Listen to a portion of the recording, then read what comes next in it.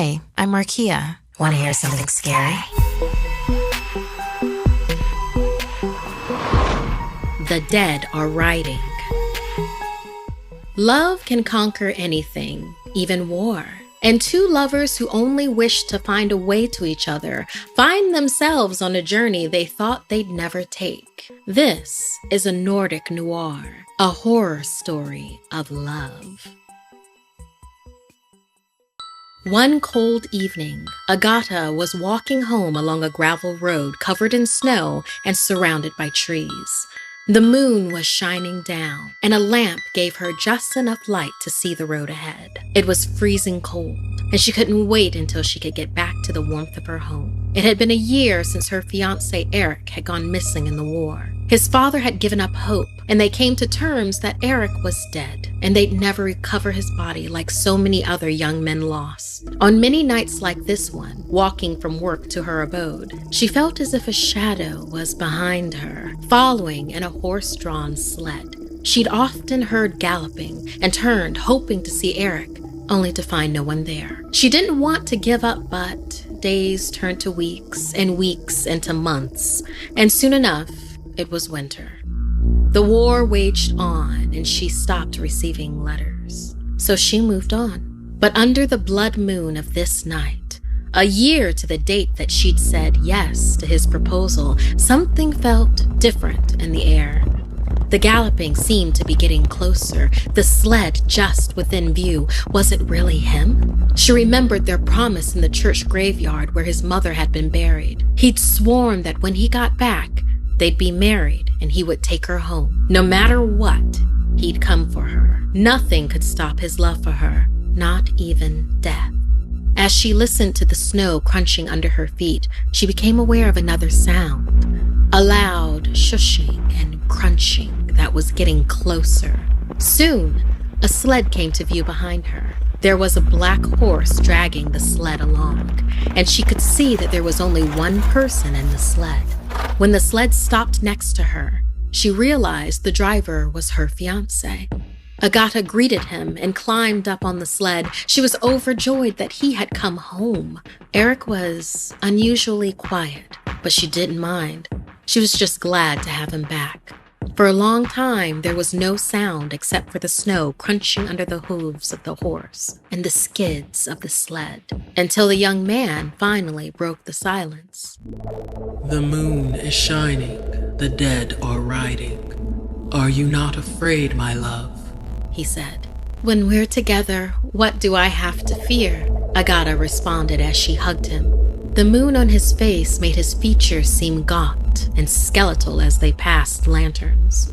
Was it the light playing tricks on her? All was silent once again. She thought the question was odd, and her fiancé was unusually quiet.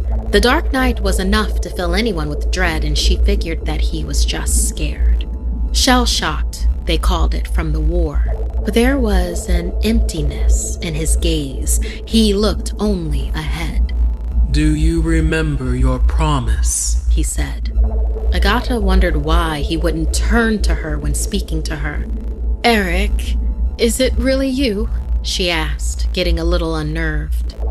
All her attempts at conversation were met with no reply besides his strange, trance-like response. I told you not even death could stop me from coming back to you. Agatha was starting to get afraid, but she pushed it aside.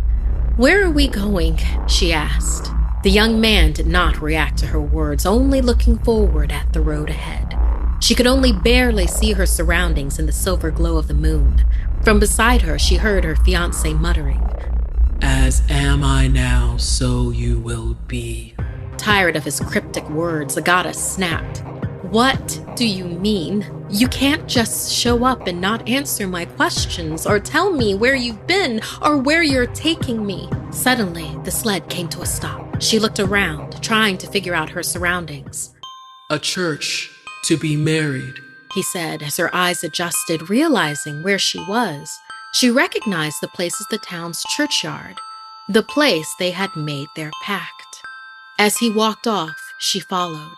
Her thoughts, however, were interrupted by her realization that his military coat was ripped, seeping red all over his back and dripping blood on the snow.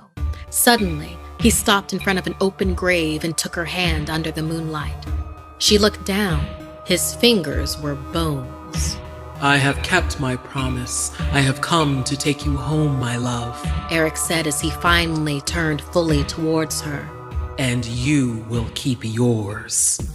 The moonlight revealed that half of his face was ripped away, exposing his bloody skull. He stalked towards the dark hole in the ground, gripping her hand tightly. Agata screamed as he pulled her close. It was a kiss of death. His touch ice cold as a shock ran through her system. Her veins froze all throughout her body and face, turning her lips blue as she took her last breath. Carrying his love, the dead man dropped into the grave. In the morning, Agata was found dead. She was buried in the snow in the open pit her fiancé's family had made for Eric's body in the family plot. His father had received his body in confirmation of his death the evening before. He was going to tell Agata the news in the morning, but Eric's body had gone missing overnight. To everyone's shock, they found them together in the snow. Their bodies laid to rest. Finally, home.